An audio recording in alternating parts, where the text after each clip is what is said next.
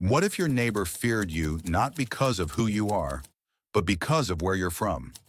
In Texas, the fear of immigrants isn't just emotional, it's political, economic, and deeply historical. In Texas, immigration is more than a policy issue.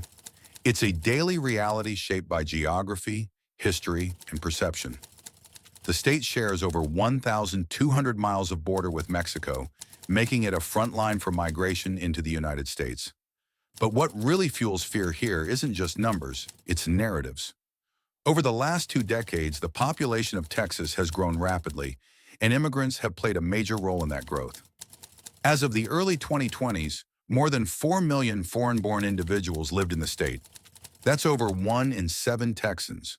The majority come from Latin America, especially Mexico, followed by Central America and parts of Asia. Most of them are legal residents, green card holders, or naturalized citizens. But in the public conversation, legal status is often blurred with illegal entry, and fear starts to grow. One reason for this fear is how immigration is framed by political leaders. In recent years, state officials have consistently portrayed undocumented immigrants as threats to safety, jobs, and American identity. Governors have declared border states like Texas to be in a state of invasion, deploying state troopers and National Guard units to patrol border areas under initiatives like Operation Lone Star. Introduced in 2021, Operation Lone Star cost taxpayers over $4 billion by mid-2025, making it one of the largest state-run immigration operations in U.S. history. But critics argue that it's been more about optics than results. In fact, studies show immigrants are less likely to commit crimes than U.S.-born citizens. Data from the Cato Institute and the Marshall Project indicate that both legal and undocumented immigrants have lower incarceration rates and are underrepresented in criminal statistics.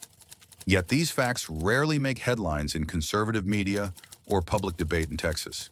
Instead, isolated incidents involving migrants are amplified to fit a broader narrative of danger and lawlessness. Another key factor behind the fear is economic anxiety.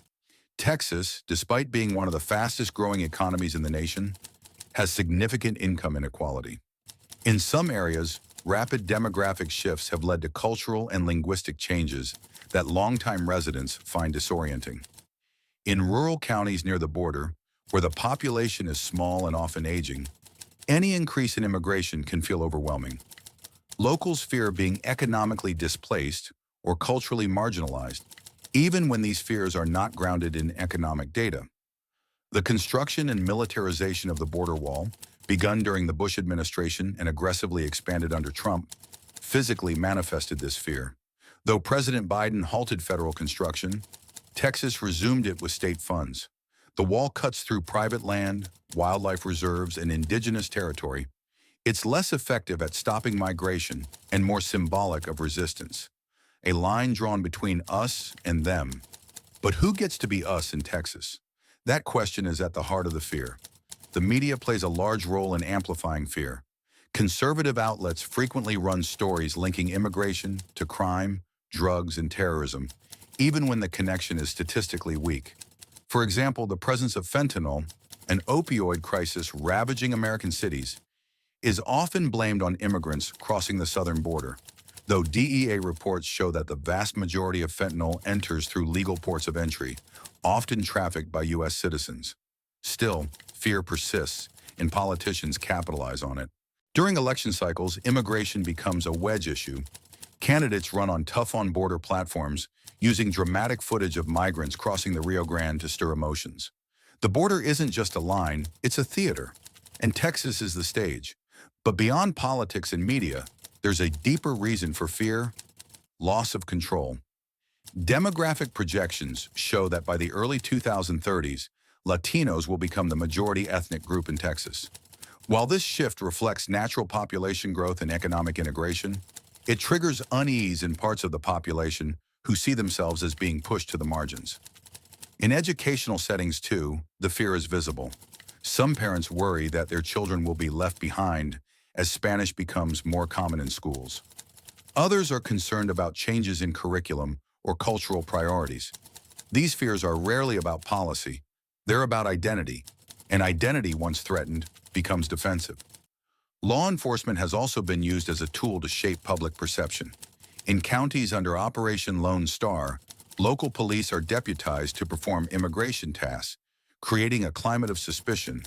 Latino residents, regardless of immigration status, report higher rates of racial profiling and stops. In some cases, American citizens have been wrongly detained under suspicion of being undocumented.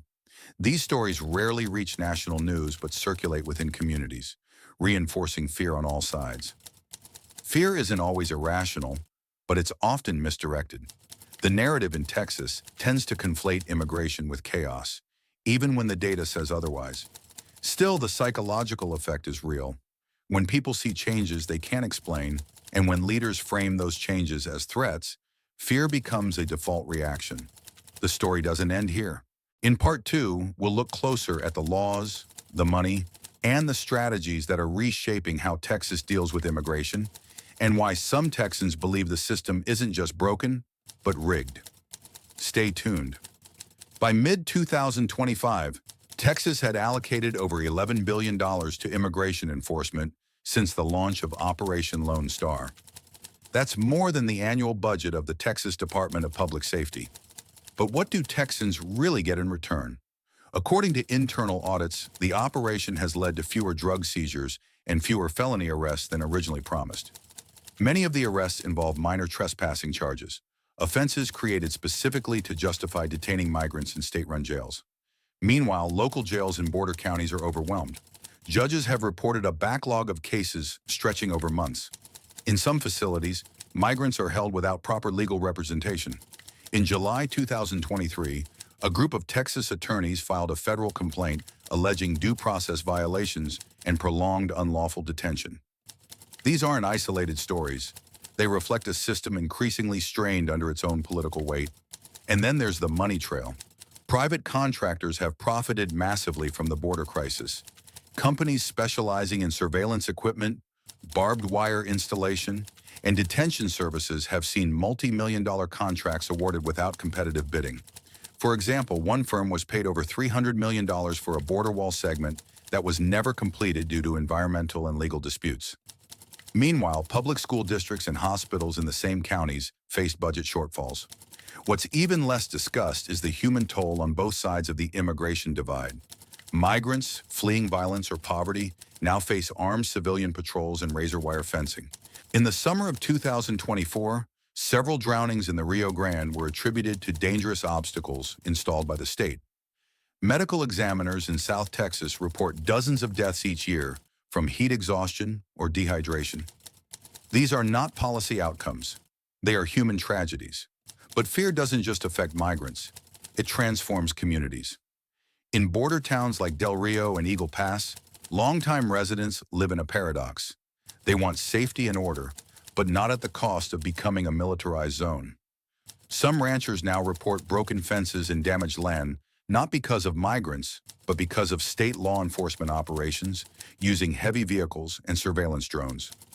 Local mayors have complained publicly that they were not consulted before state troops were deployed.